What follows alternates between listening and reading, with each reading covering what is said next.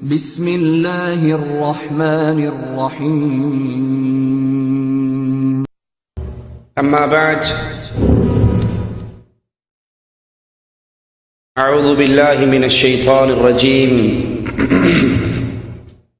بسم اللہ الرحمن الرحیم شہر رمضان الذي انزل فيه القرآن هدى للناس وبينات من الهدى والفرقان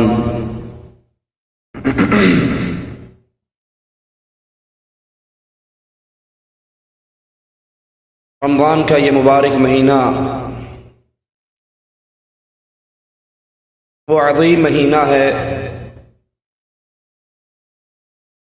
جس میں اللہ عز و جل نے قرآن کریم کو نازل فرمایا۔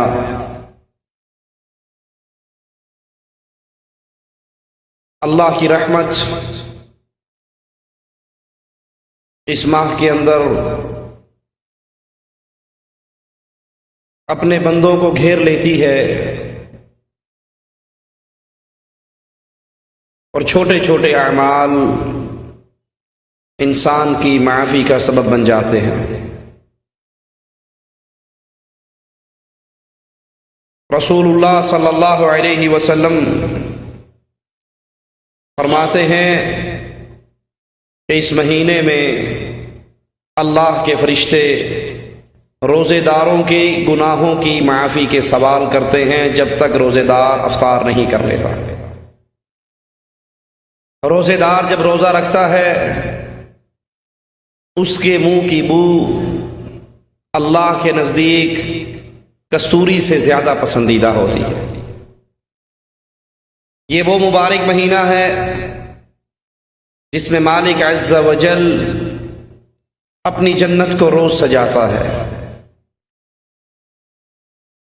جہنم کے دروازوں کو بند کر دیتا ہے،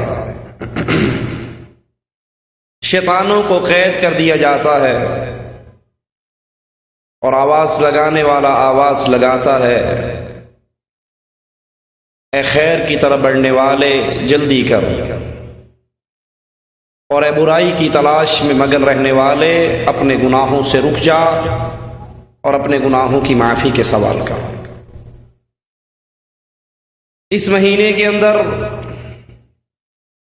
اللہ کی رحمت سے ایک رات اتنی عظیم ہے جسے شب قدر کہا جاتا ہے کہ ایک 1000 ماہ کی عبادت سے زیادہ بہتر اس ایک رات کی عبادت ہے۔